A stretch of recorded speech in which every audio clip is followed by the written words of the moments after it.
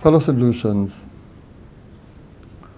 Channing, suitably adjusted, put it best when he said, quote, "The greatest man is he who chooses the right with invincible resolution, who resists the sorest temptations from within and without, who bears the heaviest burdens cheerfully, who is calmest in storms and fearless on the menace and frowns, and whose reliance on truth, on virtue, is most unfaltering." Unquote.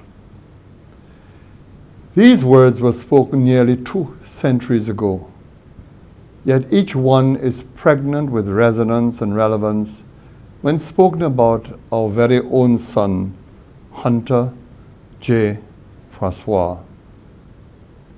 With a mind approaching genius, Hunter could possibly have been anything he wished to be: poet, novelist, musician, teacher, or mentor.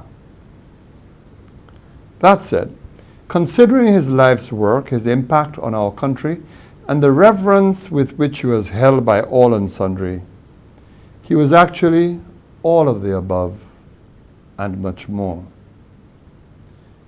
He was philosopher, lawyer, politician, and servant of the people. I believe there is much in the life of Hunter which mirrors Abraham Lincoln's. Both were lawyers. They both were men of honesty and integrity, and both had disastrous starts to their political careers. Still, neither allowed the early setbacks to determine their destiny. They could have been master, but instead chose to be servant. I was just 3 years old when Hunter ventured into local politics. As fate would have it, he chose to contest the constituency of my birth, Swazelle. He contested as an independent. Was no accident, as events throughout his life would reveal a man bound only to principle and love of country. Truth be told, he was fiercely independent in thought, word, and deed. In hindsight, it is perhaps surprising that he commenced his political career by joining the People's Progressive Party, a party widely regarded as an emanation of the then establishment. That party subsequently merged with John Compton's National Labour Movement, and Hunter contested the East Castries seat in the 1964 general elections. He was successful and was appointed the country's Education, Health and Social Services Minister, a post he held for 10 years. After the grant of associated statehood, he was named Deputy Premier.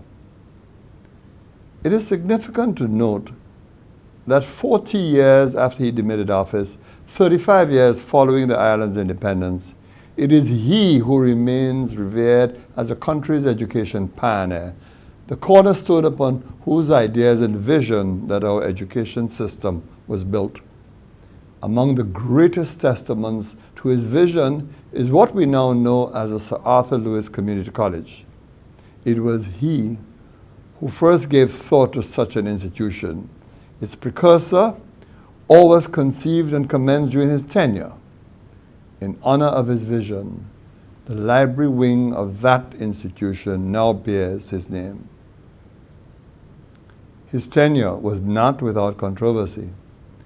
In 1974, at the height of a bitter spat with his premier, he resigned his position within the government. A man of impeccable grammar, his description of Premier Compton as a pathological liar still makes for fascinating discourse. This phrase, years later, would be used to describe others. When one reflects on the history and spirit of the times, it is easy to understand that Hunter could not cohabitate indefinitely with a party of his choosing. He was an intellectual giant and gave no quarter in his thoughts and ideas. His ideas were ahead of his time, unconventional, radical, but inspiring. In his presence, one hungered for knowledge. Such was his impact. He would contest one last general election in 1974, this time in Castries Central, on behalf of the Saint Lucia Labour Party. He was unsuccessful. Thereafter, he would emerge an even more radicalized hunter who spent the next few years speaking on the ills of the two-party system.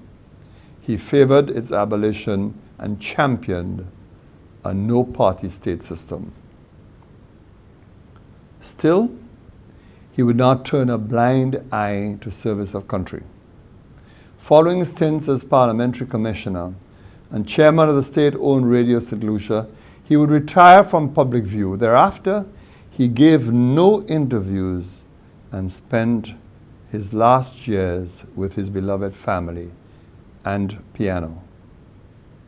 The Government of Saint Lucia earlier this year honored him by naming the street where he resided in his name. Hunter had not been well recently, and upon being told of his hospitalization, I attended at his bedside. Sad as were the circumstances that led to that visit, I was grateful to be in the presence of this icon, albeit for the last time. He was frail, yes, but his mind was still alert. I was touched when he reached out to hold my hand despite his discomfort and distress.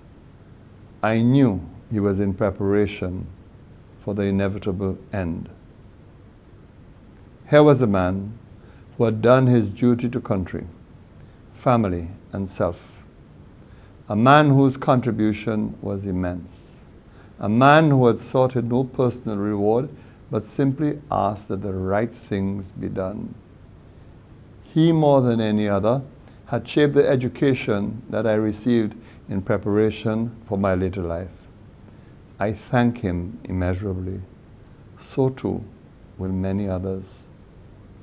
There is a theory that a great man is merely the product of his age. I reject this.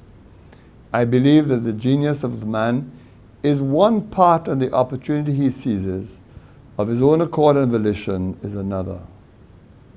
Clearly then, Hunter J. Francois was a great man. His genius is indisputable. Our country has lost a great son who, based on the timing of his entry into the political arena, can rightly be referred to as the last of the great politicians. I wish on behalf of a grateful government and people to say thank you to a great and iconic son. This was a son who always placed country before self, right ahead of wrong, integrity above riches or reward. I too have lost a friend and an inspiration. I thank his wife and children for having shared this treasure with us. We mourn with you. We take comfort that Hunter shared his many gifts with his children. We will cherish his memory and his works for eternity. May his example of dedicated service continue to inspire generations of our daughters and sons. Farewell, Hunter J. Francois. May you rest in eternal peace.